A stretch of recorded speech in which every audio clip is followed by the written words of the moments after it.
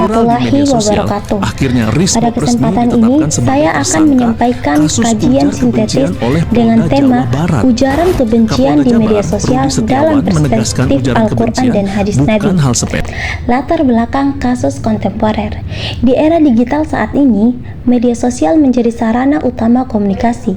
Namun, kebebasan tersebut sering disalahgunakan dengan munculnya ujaran kebencian seperti hinaan, fitnah, provokasi, dan komentar kasar.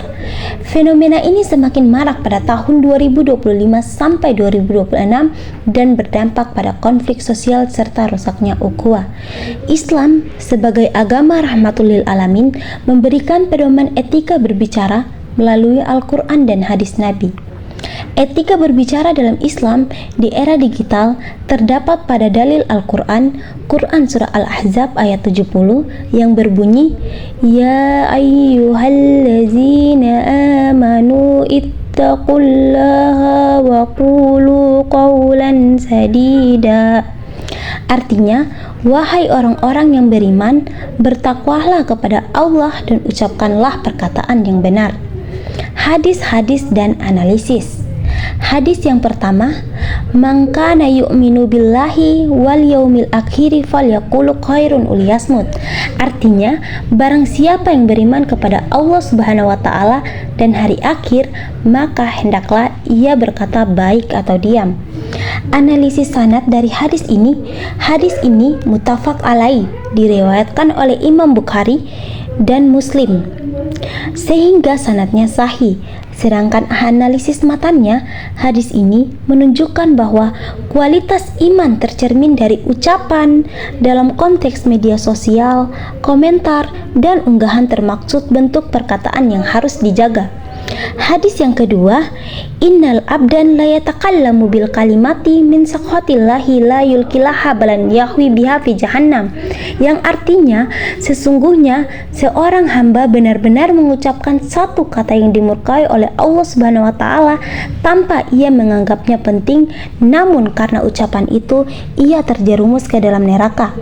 Analisis sanadnya, hadis ini berstatus hasan sahih, dapat dijadikan hujjah. Sedangkan analisis matanya, hadis ini memperingatkan bahaya ucapan yang dianggap sepele, seperti komentar spontan yang dapat berakibat dosa besar. Hadis yang ketiga, kullu al-muslimi ala al-muslimi haramun damuhu wa maluhu wa irduhu. Artinya, setiap muslim dan muslim lainnya adalah haram, dilarang, darahnya, hartanya, kehormatannya. Hadis riwayat Muslim. Analisis sanadnya diriwayatkan oleh Imam Muslim dengan sanad sahih. Analisis matan, ujaran kebencian termaksud pelanggaran terhadap kehormatan meskipun dilakukan melalui media digital. Hadis yang keempat, iyyakum wazanna fa inna zanna akzabul hadis. Artinya, jauhilah oleh kalian prasangka, karena prasangka adalah sedusta-dustanya perkataan. Hadis riwayat Bukhari dan Muslim. Analisis sanadnya, hadis ini sahih dan diriwayatkan oleh Bukhari dan Muslim. Analisis matan, banyak ujaran kebencian muncul karena prasangka dan informasi yang belum diverifikasi. Hadis yang kelima, al-muslimi man salimal muslimuna min lisani wa yadhi. Artinya, seorang muslim adalah orang-orang yang kaum muslimin selamat dari lisan dan tangannya. Hadis riwayat Bukhari. Analisis sanadnya, hadis ini berstatus sahih. Analisis matan, lisan dan tangan di era digital mencangkup tulisan, komentar, pesan, dan unggahan di media sosial. Kajian sintesis dari ayat Al-Quran dan kelima hadis tersebut dapat disimpulkan bahwa yang pertama, etika berbicara adalah bagian dari iman. Kedua, media sosial memperluas berdampak dosa lisan.